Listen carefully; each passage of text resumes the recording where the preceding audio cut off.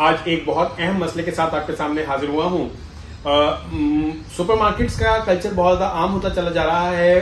अमूमी जो हमारी रिवायती मार्केट्स हुआ करती थी वो कम होती चली जा रही हैं और अब हम कोशिश करते हैं कि एक जगह पर जाएं और तमाम सामान खरीद कर लेकर आ जाएं। ये मशरूम ग्रोथ मार्केट की जो हो रही है इसके पीछे कुछ दो नंबरियां भी हैं।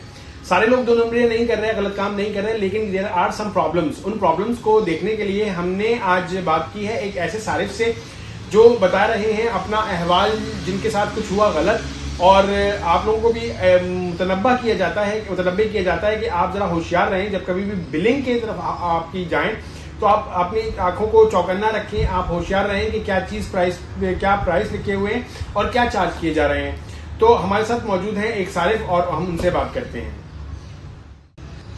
अस्सलाम वालेकुम, शुक्रिया बहुत बहुत, आपने मुझे अपने प्लेटफॉर्म पर एक अवामी मसले को उजागर करने का मौका दिया।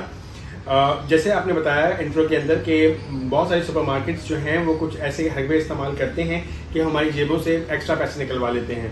अभी चंद रोज़ कबल की बात है, 3 या 4 दिन पहले मुझे अपनी शरबत ड्राइव के लिए शरबत लेना था, तो मैं इम्तियाज़ गया और वहाँ से मैंने इस शरबत पर परचेज़ किया, जिसके ऊपर प्राइस लिखे हुए थे 380 रुपये। ये देखिए, शायद आपको नज़र आ जाएगा, इसके ऊपर जो प्राइस हैं वो 380 रुपये लिखे हुए हैं।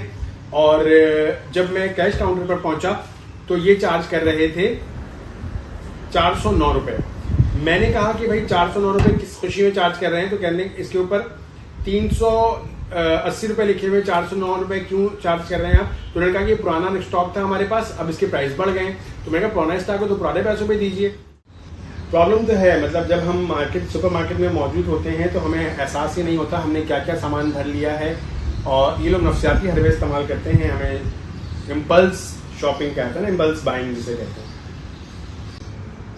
तो नाज़रीन, आप लोग ज़रा इस जानिब तवज्जो दीजिए और अटेंटिव रहिए। पैसा आसानी से नहीं कमाया जाता, और अगर कमाया भी जाता है आसानी से तो उसको आसानी से लुटाएं ना।